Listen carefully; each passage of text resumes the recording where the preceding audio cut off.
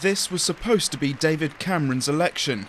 The young Conservative Party leader had for months enjoyed a double-digit lead in the opinion polls over the governing Labour Party. The Conservatives are the party of the National Health Service, but talk is cheap.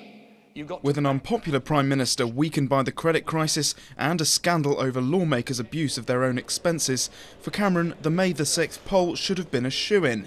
But the odds on an outright Tory win now look slim. The Conservatives fail to identify themselves enough as the agents of change.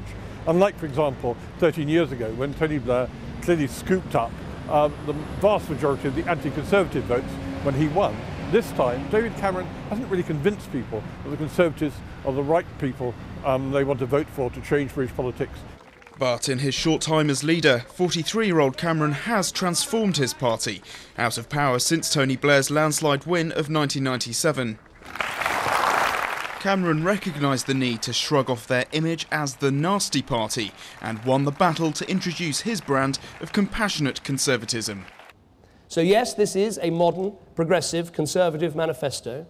It's a confirmation that this party has changed, that we've returned to the centre ground of British politics, and that is where we will stay.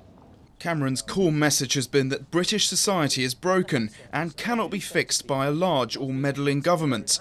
He's also signalled huge cuts in public spending to ease the budget deficit. But the British public still don't seem entirely convinced by David Cameron, who's from a very privileged background. His performance in the first Leaders' TV debate disappointed many voters who saw it as too polished. You are saying you're going to cut it. Now be honest with the public, because you can't airbrush your policies, even although you can airbrush your posters. In one sentence. However, he scored well with voters in the final TV debate, and the Conservatives have maintained their slight lead in the polls. Government going on wasting money is wrong. I think the Tories will certainly be the largest single party.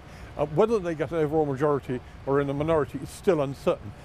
David Cameron has made a return to power for the Conservatives a realistic possibility again, but in such an incredibly tight race, clearly there's no room for complacency.